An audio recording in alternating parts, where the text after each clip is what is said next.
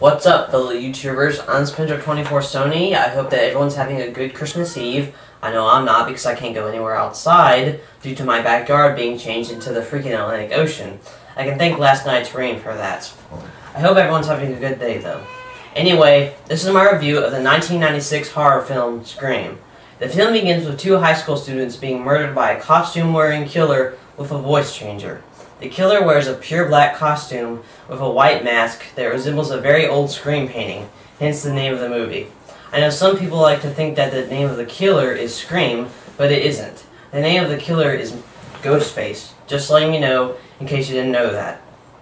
Anyway, the name of the students who get murdered rather gruesomely, I know, in a horror movie? Really? Are Casey Becker and her boyfriend Steve. Casey Becker is played by Drew Barrymore, who I'm sure most of you probably know. And if you don't, she played a little girl in E.T. I'm pretty sure she was also in the film adaptation of Firestarter, plus a lot of other movies I haven't seen.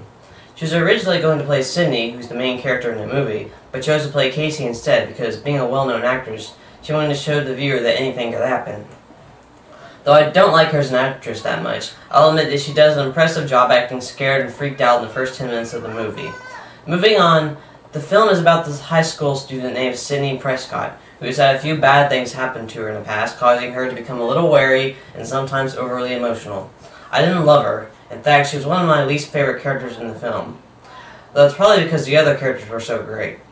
I felt that she thought of herself too much, and I didn't like how she jumped to conclusions in various points in the film, and she spends most of her screen time just staring at something that's beside the camera. Still, at least she begins to realize these things towards the end of the movie. Other characters include Sydney's supposedly perfect boyfriend, Billy Loomis, who I liked. Sydney also has a best friend named Tatum Riley. I was surprised by her character. She kind of acts and looks like the overly popular, self-centered blonde woman who's in a typical scary movie and would make fun of Sydney throughout the film. But instead, she tries very hard to help Sydney out with her personal problems. So I ended up liking her. She has a boyfriend named Stu, who I like because the actor played him so well. Tatum also has an older brother named Dwight, although most people call him Dewey. He's a police officer who, though tries his best, most end up not taking him seriously. I like Dewey. Other characters include horror film geek Randy Meeks, who I liked, and self-centered reporter Gail Weathers, who I love to hate. This film definitely isn't the typical crap-infested horror film that gets a 20% on Rotten Tomatoes. It's well-written, well-directed, and the plot never fails to be shocking and funny at the same time. I've seen it 20 times, and every time I watch it, there's always some funny little thing that I see that I had missed the previous time I watched it.